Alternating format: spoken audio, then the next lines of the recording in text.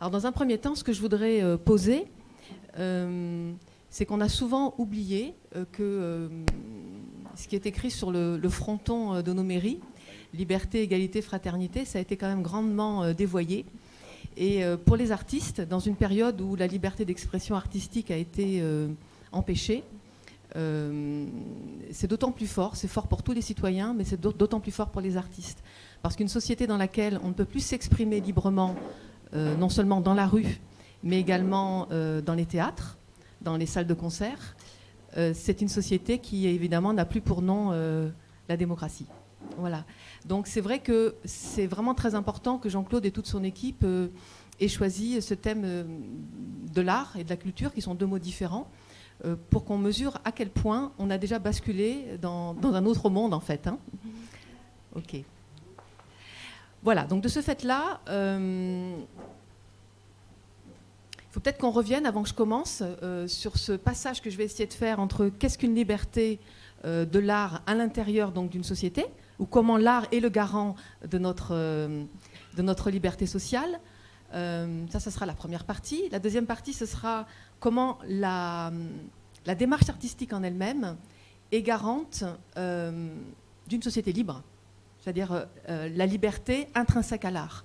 Et le troisième aspect que je voudrais apporter, c'est comment, dans une société dans laquelle on n'est plus complètement libre, voire par période, on ne l'a plus été du tout pendant les confinements, comment on peut quand même trouver une liberté antérieure et en quoi les artistes peuvent y contribuer. Pas uniquement les artistes professionnels, mais également ceux qui aiment l'art. On les appelle les amateurs. J'en connais certains parmi vous. Et c'est extrêmement important, une société dans laquelle on aime l'art et dans laquelle il n'y a pas uniquement besoin d'un art marchandé, mais également d'un art qui appartienne à tous les citoyens. Je crois que c'est ça vraiment qu'on a à faire tous ensemble. Donc dans un premier temps, je voudrais placer la différence qu'il y a entre la culture et l'art. La culture, de mon point de vue, hein, ça peut se discuter, comme tous les éléments que je vais essayer d'apporter aujourd'hui.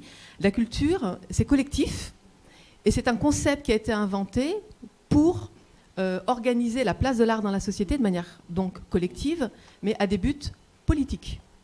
Et quand on revoit complètement la manière dont la politique peut être envisagée aujourd'hui, dans une dimension citoyenne, on peut remettre en cause complètement le concept même de culture.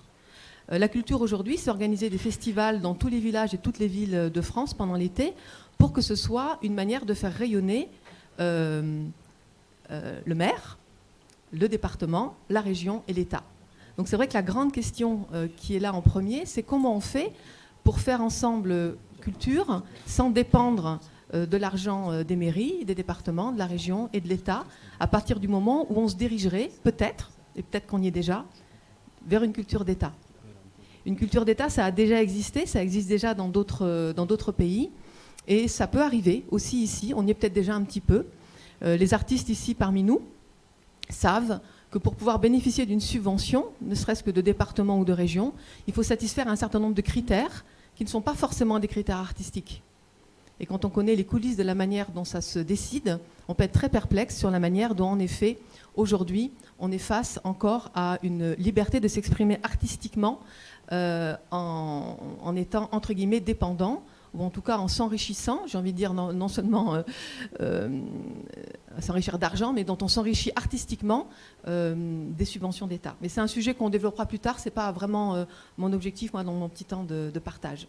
Mais je voudrais quand même revenir sur une notion clé, avant de commencer les idées un peu plus, je dirais, entre guillemets, philosophiques, qui est le fait qu'en tant que citoyen, on a une remise en cause à faire, que je trouve, moi, fondamentale, et qui m'est difficile aussi pour moi. C'est jusqu'à quel point on n'a pas nous-mêmes oublié que l'art n'est pas un bien de consommation.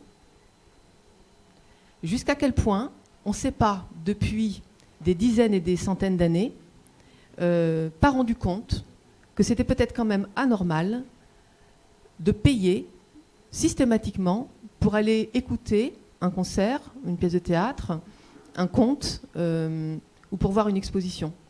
Alors certes, c'est un métier. Moi-même,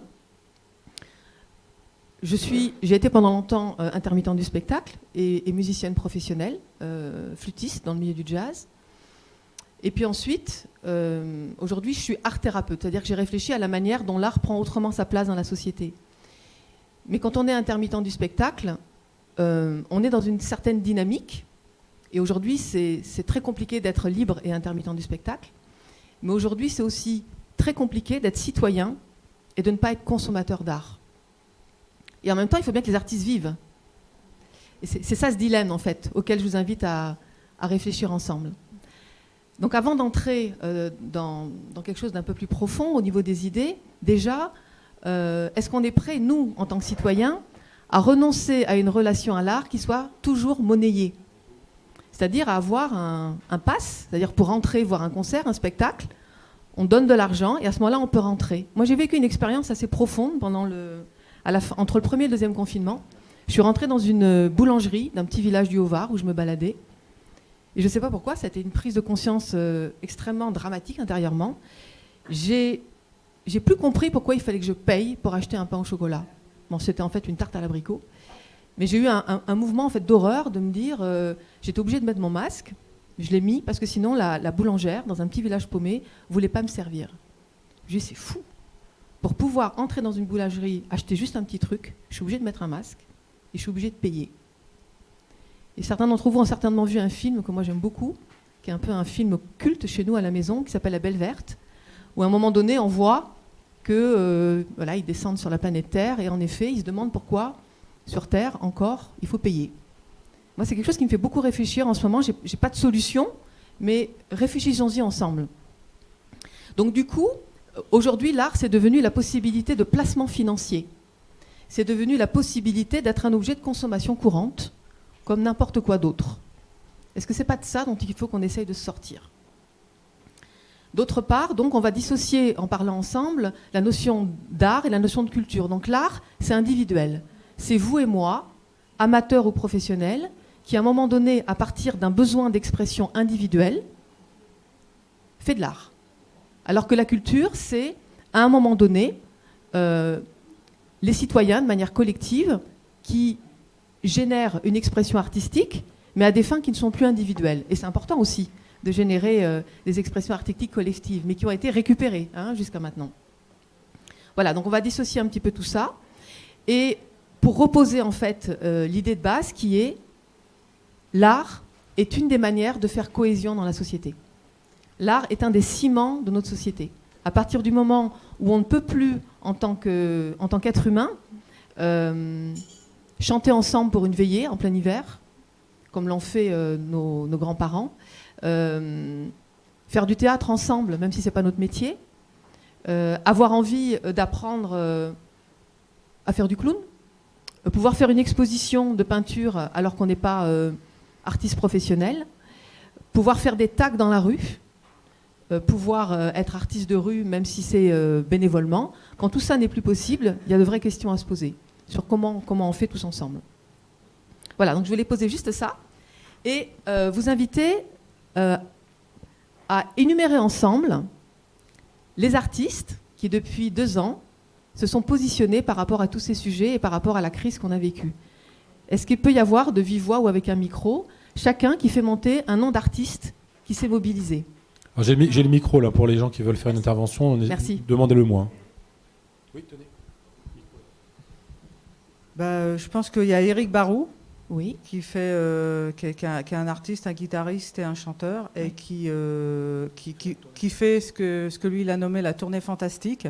En fait, voilà, c'est de la musique de rue, et il passe dans les villes, dans les villages, partout, pour rassembler les gens, pour créer du lien, pour chanter ensemble, pour jouer ensemble, voilà, pour faire vivre. Absolument. En fait, okay. Voilà. Alors merci, c'est important de nommer quelques noms pour qu'on réalise que c'est une réalité déjà. Voilà. Il est rémunéré au chapeau. D'accord. Voilà. Donc et il passe des accords. Voilà. Et il est en train de faire un mouvement. En fait, il rassemble les gens. Et c'est vraiment fantastique. Et le deuxième nom peut-être plus connu, c'est HK. Tout à fait.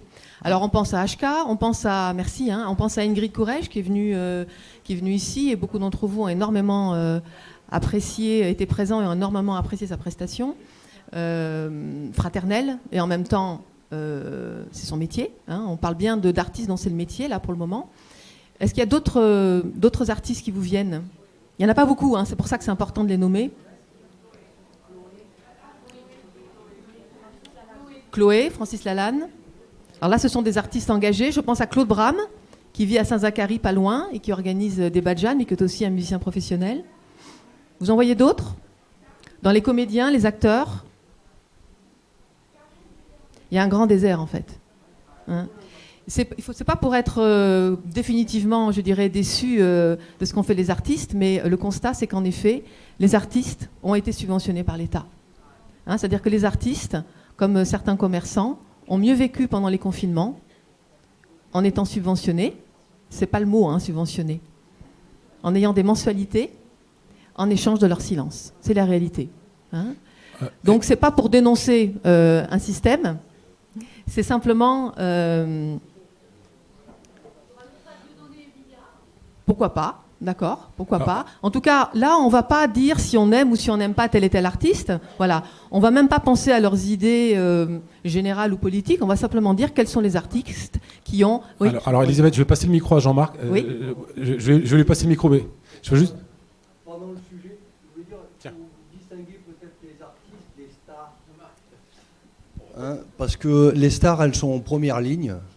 Et c'est oui, mais c'est vrai qu'il faut distinguer, parce que les artistes, c'est le peuple, on va dire, c'est un peu tout le monde. Les stars, c'est des gens qui ont été mis en avant.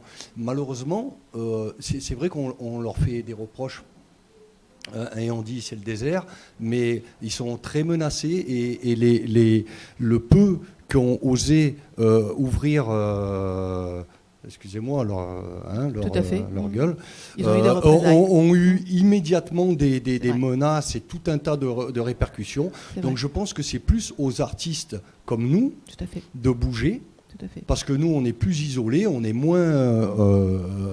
moins exposés, et que ces gens-là, pour l'instant, on ne peut pas trop leur demander... non plus d'exposer leur famille, tout ça, c'est un peu compliqué. Enfin, je pense. Hein. Oui, c'est un point de vue qui est très juste. Hein. Merci,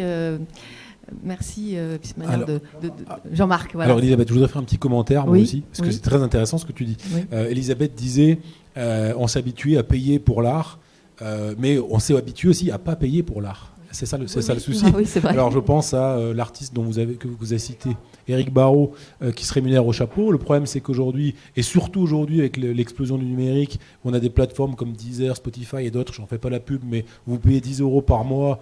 C'est encore pire qu'avant, on achetait des supports qui coûtaient un peu plus cher. Enfin, la majorité de l'achat allait aux distributeurs. Donc aujourd'hui, on s'est habitué à ce que là, il y ait une forme de gratuité de l'art. Hein. Donc est-ce qu'on est prêt aussi à payer le prix juste pour rémunérer ces artistes? Et le fait qu'il y ait un désert, c'est peut-être aussi parce que cette rémunération, elle est difficile. Quand on passe d'un système de rémunération, on est subventionné par l'État, ou on s'abrite derrière le parapluie des multinationales et des éditeurs, etc., des maisons de disques, est-ce qu'on est prêt à... Enfin voilà, c'est prendre un risque que de se faire rémunérer au chapeau, surtout si les gens ne sont pas prêts. Oui. Donc comment... Oui, changer ça. Tout à fait, merci. Ouais, c'est intéressant, on est vraiment dans le vif du sujet. Hein. Je pense, alors le chapeau par exemple est une très belle manière pour un artiste d'être rémunéré. Mais moi je me souviens d'une grande amie que j'ai qui est flûtiste professionnelle et qui a joué à Notre-Dame de la Garde à Marseille. Vous voyez cette église magnifique, cette cathédrale, cet immense symbole de Marseille tout en haut, en duo, hein, avec un ami flûtiste. Je suis allée au concert et elle m'a demandé à l'entrée de faire le chapeau. Eh bien, j'ai vu des personnes mettre, c'était un concert magnifique, dans un lieu magnifique, j'ai vu des personnes mettre 50 centimes, 1 €, 2 €. J'en avais tellement honte, en fait, que j'ai moi-même, à un moment donné, sorti de l'argent, en fait, de mon portefeuille pour qu'il y ait des billets de 20 €, pour que les gens se rendent compte que ça ne va pas. Hein. Donc c'est ça qui est intéressant, et je me doutais bien que ça avancerait comme ça aujourd'hui, et de toute façon on touche juste un sujet qui est très sensible et qui rejoint vraiment très profondément cette question de la souveraineté et de la démocratie citoyenne. C'est que quand on avance un sujet et qu'on dit est-ce qu'on est prêt à regarder l'art différemment et à plus consommer, et après on a l'idée opposée qui se met en équilibre, mais est-ce qu'on est prêt aussi à vraiment payer un artiste pour sa valeur? C'est très complexe en fait le sujet, hein. Mais pourquoi on a été habitué à ne plus payer un artiste pour sa valeur? C'est parce que pendant un temps, les subventions, ça a été formidable. Les subventions permettent d'aller dans des conservatoires et de faire de la musique ou du théâtre ou du cirque ou de la danse quasiment gratuitement. Les subventions permettent d'aller à des concerts, à des festivals gratuitement. Et c'est formidable aussi. En tout cas, ça a été formidable. Et on peut espérer que ça continue. Mais aujourd'hui, il y a des artistes qui ne vont plus avoir de subventions. Et ce sera, on sait à peu près lesquels. Et c'est ça à quoi il faut réfléchir en fait. Voilà, donc du coup, en effet, pour rebondir sur ce que disait Jean-Marc, dissocions bien les stars qui ont une visibilité et les artistes connus sur le plan régional, par exemple, ou sur le plan national, des artistes connus sur le plan international et des artistes qui seraient moins connus. Et en même temps, je suis complètement d'accord avec ton idée, Jean-Marc, et vraiment. Et en même temps, je me dis quand même, si aucun artiste connu ne s'exprime, qui va le faire ? Voilà. Donc c'est un petit peu les deux. Je les comprends terriblement. Je comprends aussi énormément aujourd'hui, excusez-moi d'aborder le sujet, mais les artistes russes qui n'osent pas s'exprimer, on les comprend aussi. Mais à un moment donné, si personne ne s'exprime, qui va le faire ? Voilà, donc on laisse ça ouvert. Donc on n'a pas trouvé beaucoup d'artistes connus. On a trouvé quelques artistes qui deviennent connus sur le plan national, qui sont des artistes qu'on appelle engagés. Mais l'art, ce n'est pas simplement de l'art engagé. La dimension artistique, ce n'est pas simplement une action dans laquelle on va être sur scène pour s'exprimer parce qu'on a des idées à défendre. Ce n'est qu'une des possibilités de l'art.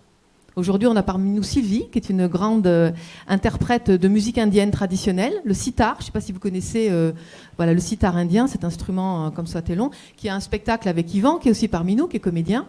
Et la musique qu'ils font, la poésie qu'ils écrivent, les spectacles qu'ils donnent, ce n'est pas de l'art engagé. Est-ce qu'il faut que l'art soit toujours engagé, comme Ingrid Courrèges ou comme HK ? Non. Parce que sinon, il y aurait énormément de productions artistiques qui n'auraient pas le jour. Jean-Marc, il est contrebassiste de jazz et d'autres musiques. Si la musique qu'il ne joue n'est qu'engagée, il y a des chansons qu'il ne fera plus. Donc, c'est bien qu'il y ait de l'art engagé, moi je suis pour, mais il faut aussi qu'il y ait de l'art non engagé, parce que sinon, ça veut dire que les artistes ne vont fonctionner que sur commande ou que pour lutter contre un système. Est-on prêt à accueillir des artistes chez soi uniquement pour la dimension du beau, du bien et du vrai ? C'est une vraie question aussi, oui.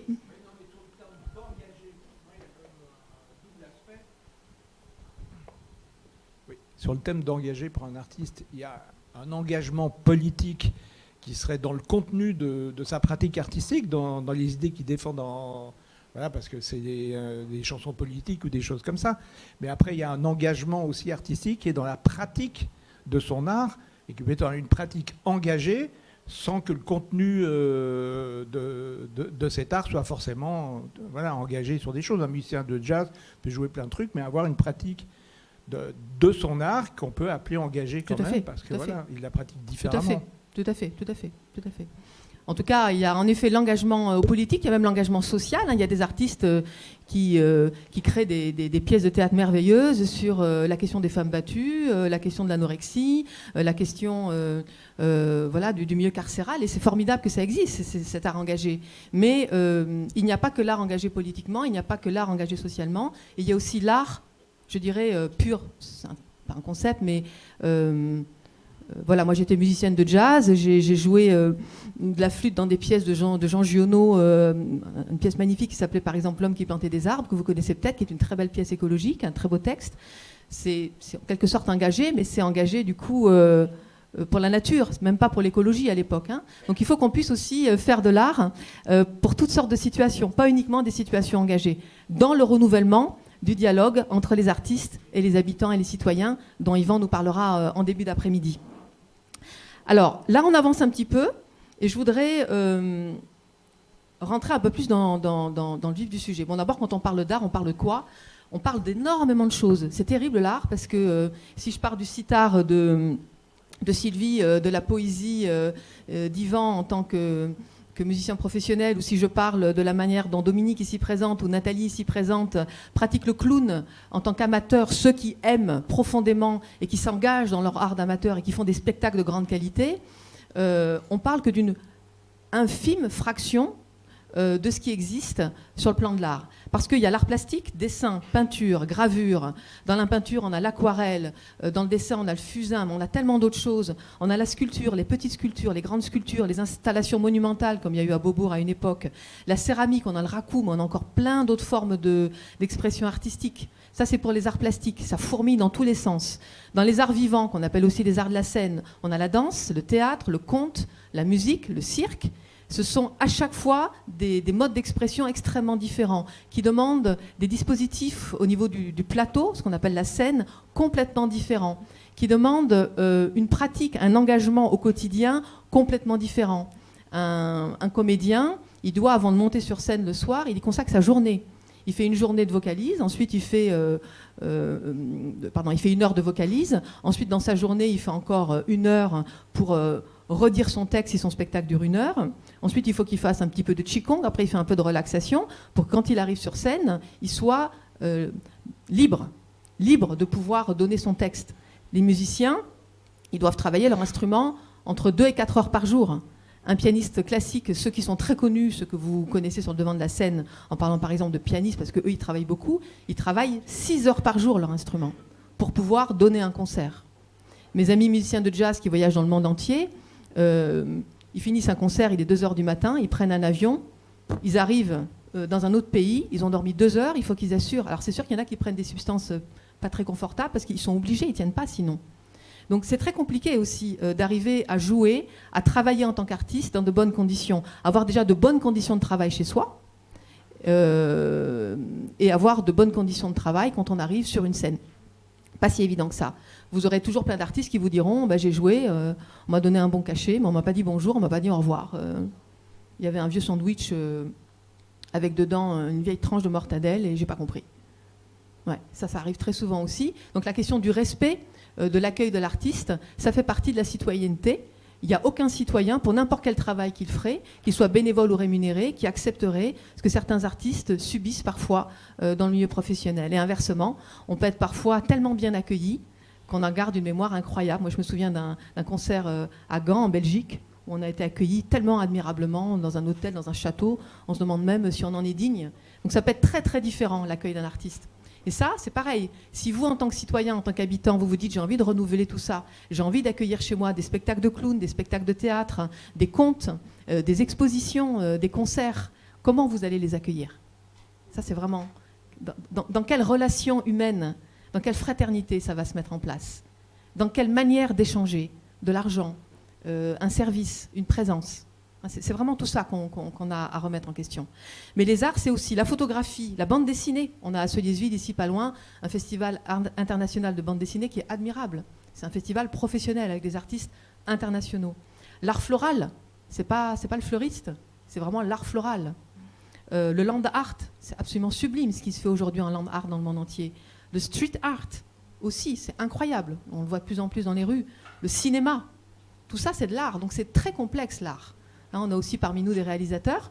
Et voilà, l'art, c'est un outil aussi de travail professionnel qui demande un très gros investissement de matériel, qui demande encore d'autres conditions de travail qui sont à respecter. Un petit mot sur l'art-thérapie. Bon, je ne veux pas prêcher pour ma chapelle, mais c'est pour simplement expliquer sur le plan historique pourquoi l'art-thérapie est arrivée à un moment donné dans notre société. À un moment donné, ce qui s'est passé, c'est que justement, le fait que l'art avait sa place dans les familles, dans les rues, dans la société, ça a disparu progressivement. L'art est devenu une institution, a été subventionné et on s'est retrouvé à s'habituer à payer pour aller voir toute forme d'art ou à y aller gratuitement parce que les artistes étaient subventionnés. Et tout ça était très bien et est toujours très bien. Le problème, c'est qu'à un moment donné, on a oublié certaines choses. Alors c'est plus facile pour moi de parler de la musique, mais on a oublié, par exemple, qu'on peut chanter ensemble.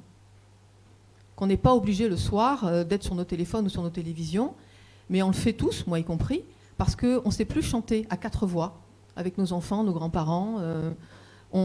Si je vous demande qui connaît une berceuse ou une chanson que connaîtraient 3 ou 4 générations? Les petits-enfants de 4-5 ans, les parents, les grands-parents, voire les arrière-grands-parents. Voilà. Peut-être que parfois ça existe encore dans certaines familles, mais c'est très rare. Avant, on chantait pour les anniversaires, pour les mariages, pour les baptêmes, pour les grandes fêtes, pour les enterrements. Il y a encore certaines cultures qui le font. La culture musulmane le fait encore, la culture juive le fait encore. Mais nous, on a complètement perdu ça parce que, évidemment, c'est plus l'idéal judéo-chrétien qui va porter de manière laïque nos rassemblements. Mais on a là aussi à réaliser que ça n'existe plus. Ça fait plus ciment, ça fait plus cohésion sociale. Donc du coup, dans les années 60, il y a un nouveau métier qui est né qui s'appelle l'art-thérapie. En art-thérapie, il y a l'art-thérapie par le théâtre, ça s'appelle la dramathérapie, l'art-thérapie par la danse-thérapie, l'art-thérapie par la musique, c'est la musicothérapie. Voilà, il y a différentes, et l'art-thérapie par les arts plastiques, qui est plus connue. L'art-thérapie, c'était une manière de réhumaniser les lieux où il y a de la souffrance dans notre société. C'est-à-dire que ça a été remettre l'art au cœur de notre société, dans les hôpitaux, dans les services de soins palliatifs. Moi, c'est ma spécialité. J'ai travaillé 10 ans aux Pays-Bas en soins palliatifs, en tant qu'instrumentiste, avec mes instruments, dans les lieux carcéraux. Hein, moi, j'accompagne des personnes qui sont art-thérapeutes professionnels en tant que superviseurs et qui travaillent dans des prisons. C'est un travail magnifique. Dans les lieux du handicap et dans des centaines d'autres lieux où il y a de la souffrance. Et donc, il a fallu créer un métier pour remettre de l'art dans les endroits où ça souffre. Ça ne va pas, là. Il y a un problème. Pourtant, c'est mon métier aujourd'hui. Hein.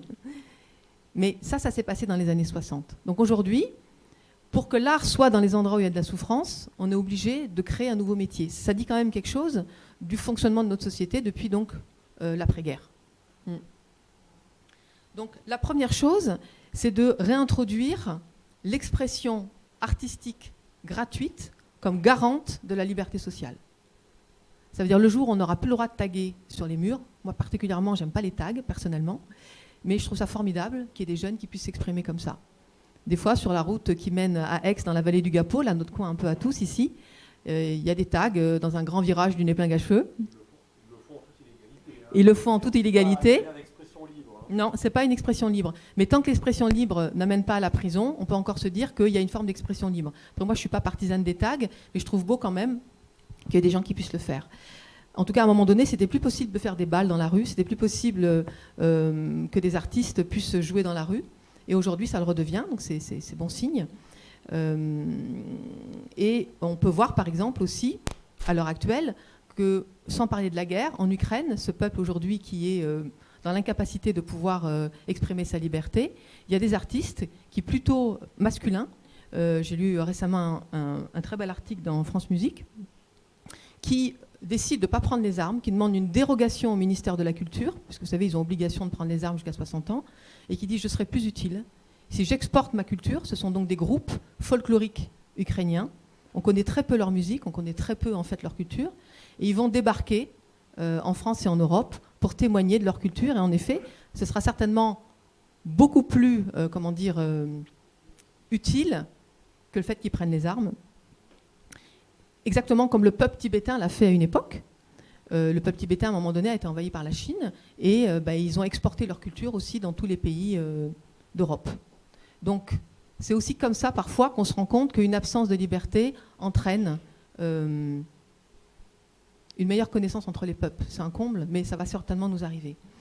Donc, à l'intérieur donc, de la liberté, ce que j'appelle sociale, de la place de l'art qui permet d'être garant encore d'une liberté de nos sociétés, il y a la pratique amateur.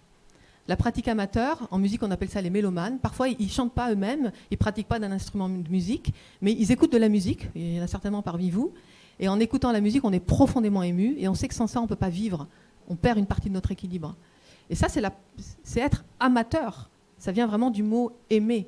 Les pratiques amateurs, ce sont des pratiques qui permettent de se rendre compte que dans notre société, on garde la liberté d'expression. Donc, en tant que citoyen, on a à valoriser, à organiser la pratique amateur.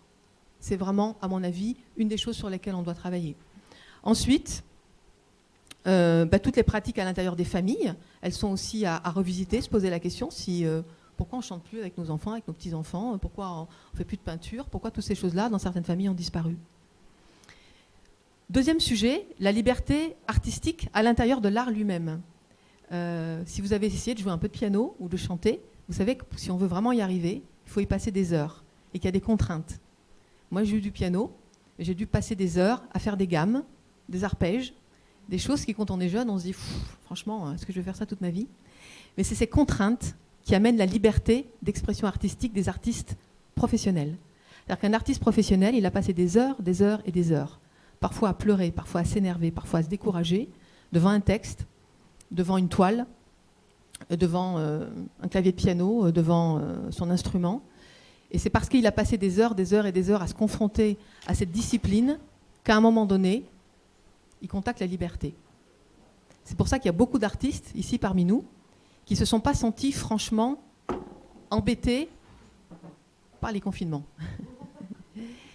Et ceux d'entre vous qui ont profité des confinements pour créer, de quelque manière que ce soit, c'est juste prendre le temps de créer un plat cuisiné différent ou s'occuper de son jardin ou quoi que ce soit d'autre, on se rend compte que quand il y a des contraintes, finalement, on est dans l'obligation d'aller chercher notre liberté. On pourrait se demander jusqu'où, si à un moment donné, il n'y avait plus de contraintes aujourd'hui dans notre société, on irait travailler cette question de la démocratie citoyenne. C'est parce qu'il y a des contraintes qu'on le fait. Donc du coup, les artistes sont aussi là pour dire, ok, moi j'ai des contraintes. Pour ceux qui sont plus intermittents du spectacle, j'ai fait un choix radical. Ils ont fait un choix, vous comprendrez pourquoi. Ils n'ont pas accepté certaines choses et du coup, ils ne peuvent plus exercer dans les lieux publics. Ces artistes-là, ils montrent que c'est possible et ils montrent également que quand on s'exprime, on peut être libre. Et la manière dont on s'est exercé à être artiste, avec ces tonnes de contraintes au quotidien, pour pouvoir arriver à être dans une liberté, un geste libre. Un geste libre, c'est aussi bien celui du peintre. S'il peint jamais, je peux vous assurer qu'à un moment donné, on a de l'arthrose, on ne peut plus peindre. Les gens très connus sur le plan des arts plastiques, ils peignent tous les jours. Ceux qui écrivent de la poésie, ils écrivent de la poésie tous les jours.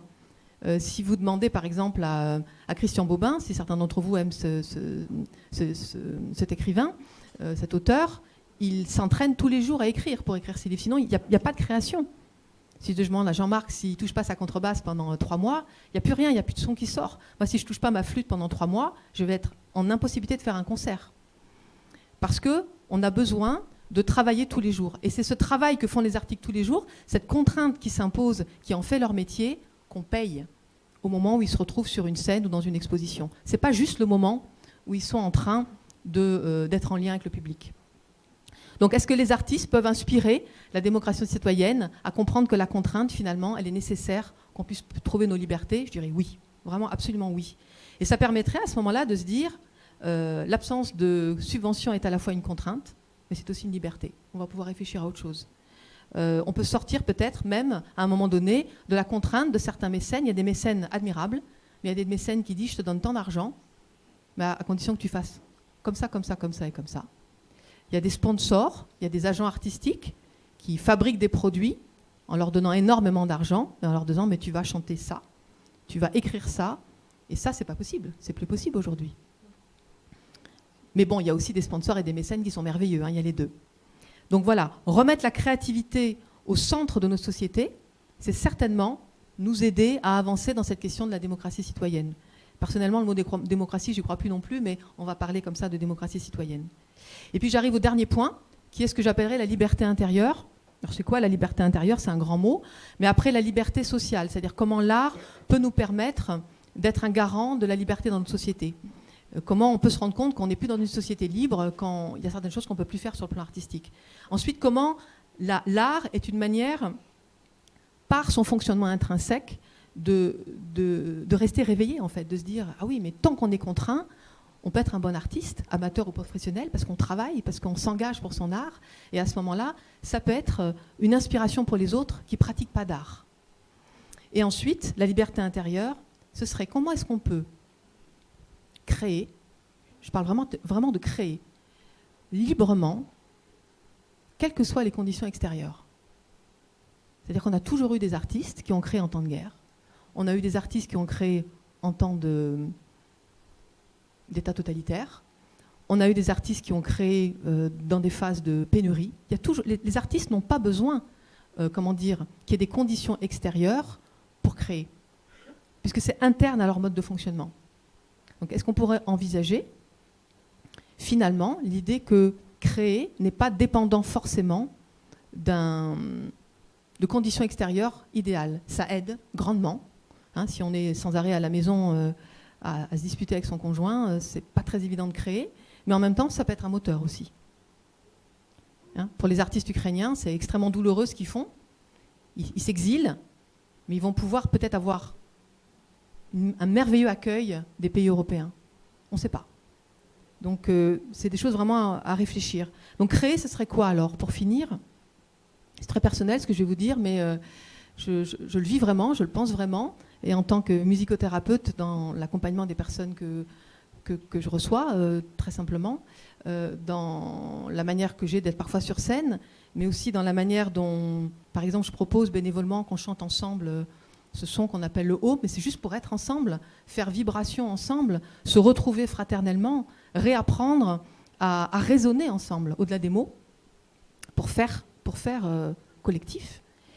Est-ce que ce ne serait pas simplement, vraiment très simplement, et je vais finir là-dessus, rester en lien avec la joie et avec le vivant?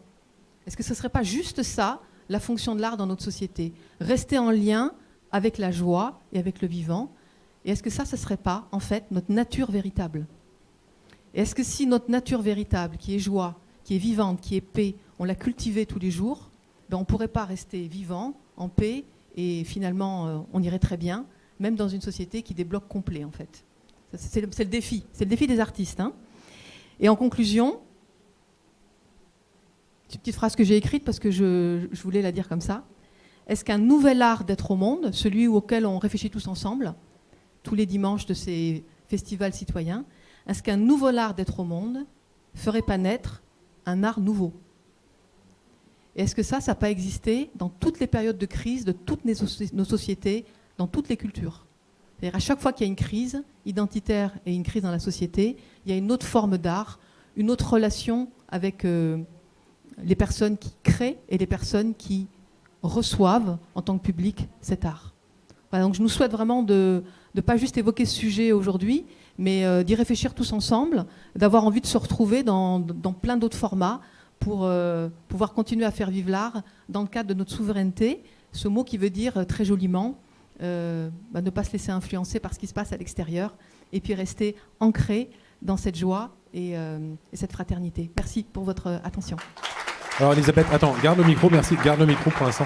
Merci pour cette très belle intervention et pour tous ces thèmes de réflexion que tu as soulevés. Alors moi je ferai juste un petit commentaire, même si je ne suis pas artiste moi-même et je n'ai pas cette légitimité, mais en tous les cas moi je suis citoyen comme vous et je dirais donc tous ces thèmes provoquent un questionnement et aujourd'hui on voit bien à travers tous ces thèmes que la société actuelle, ce qu'elle propose, on est arrivé aux limites de ce que la société peut proposer et on veut, comme je le disais tout à l'heure en préambule, en présentant l'association, on veut tous essayer de changer la société et ça se passe à notre niveau.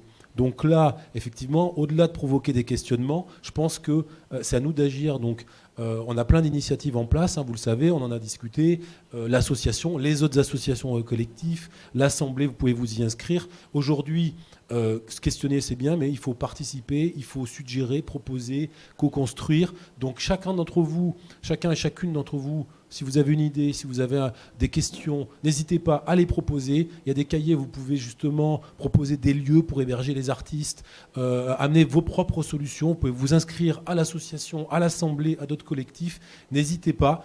Donc ça, c'est le mot personnel que je voudrais rajouter. Maintenant, avant que tu partes, Elisabeth, est-ce que vous avez des questions parce qu'on va arriver à la pause repas, mais avant que vous leviez tous, est-ce que vous avez des questions sur l'intervention d'Elisabeth tout de suite? Oui, alors on a une question au fond. Alors, oui, une remarque, oui.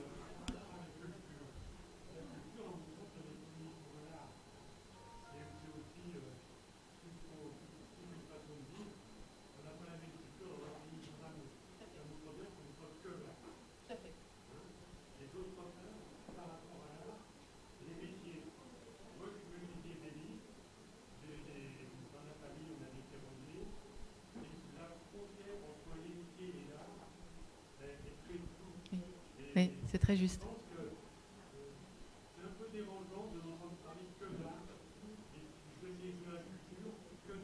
D'accord. Merci pour cette précision. Je vais en effet volontiers y répondre parce que ça faisait partie... c'est comment votre prénom ? Marc. Merci Marc. Ça faisait partie d'un des chapitres que je voulais évoquer, puis comme j'avais un temps quand même restreint, je ne l'ai pas évoqué, mais je réponds volontiers. Oui, pour moi, ce qu'on appelle les métiers d'art comme l'ébénisterie, c'est un métier d'art à part entière, donc pour moi personnellement en tout cas. Et même la frontière entre l'artisanat et l'art, elle est parfois très très fine. Donc aujourd'hui, on était vraiment en effet sur le thème qu'avait proposé... le collectif qui était la place de l'art avec les subventions, etc. Donc j'ai essayé de me faufiler là-dedans. Mais oui, je crois que l'art, d'ailleurs quand on parle des journées du patrimoine aussi, hein, ça fait partie de la culture, c'est aussi l'art. La culture ne se limite pas, hein, pour reprendre ce que disait Marc, la culture en effet ne se limite pas à la pratique artistique. Et par ailleurs, la frontière entre certains métiers d'art comme l'ébénisterie et bien d'autres, hein, la pratique artistique est très fine, c'est ce qu'on appelle les métiers d'art, et la frontière entre l'artisanat et l'art est parfois aussi très fine. Alors là, on pourrait, pourquoi pas, refaire un débat sur ce sujet. Je trouverais ça très intéressant. Merci. Est-ce qu'il y a d'autres questions ? Oui.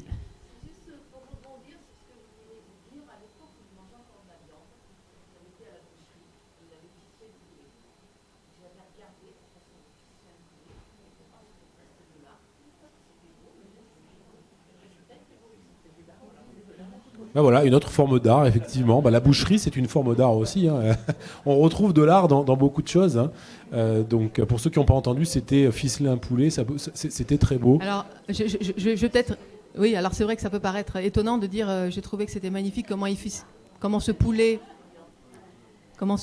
est ficelé dans votre expérience et que c'est vécu comme une expérience d'art. Ce que j'ai envie de dire simplement, c'est qu'on ne peut peut-être pas tout appeler art ou tout appeler artisanat ou tout appeler métier d'art. Par contre, il y a une qualité de présence dans le geste d'un jardinier, d'un pâtissier, d'un boulanger, d'un boucher, de quelqu'un qui fait quelques gestes que ce soit au quotidien. Certaines personnes sont habitées d'une telle passion et d'une telle qualité, d'une telle liberté de geste, d'une telle attention que oui, on peut dire qu'il y a une dimension en eux qui parle et qui est un art. Oui. Ok. Je crois qu'il y avait... Oui. Alors... Voilà.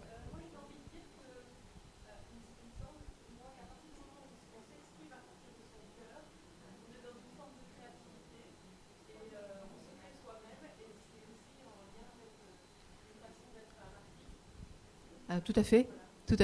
Vous avez entendu au fond ? Alors, le fait de s'exprimer au travers du cœur, en fait, fait qu'à ce moment-là, on est dans notre créativité et qu'on peut s'exprimer de manière artistique, tout à fait.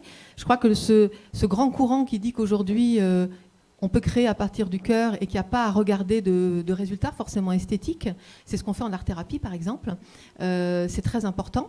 En même temps, donc c'est complètement juste ce que vous dites et il faut vraiment développer cette conscience qu'on peut tous créer à partir du cœur en même temps. Dans les métiers de l'art, on peut parfois vouloir faire des choses avec le cœur et ça se révèle ne pas pouvoir, par exemple, être vécu professionnellement. Donc c'est ça qui est toujours très très délicat, hein. Et puis il y a des gens qui ne créent pas à partir du cœur. Il y a des gens qui créent à partir de leurs fantasmes les plus profonds et les plus sordides et ça s'appelle de l'art aussi. Donc c'est très complexe ce sujet. Mais oui, créer à partir du cœur, il faudrait qu'on soit tous en capacité de le faire. Oui. Aujourd'hui. Moi, je voudrais apporter un témoignage où l'art et la liberté se confrontent fortement.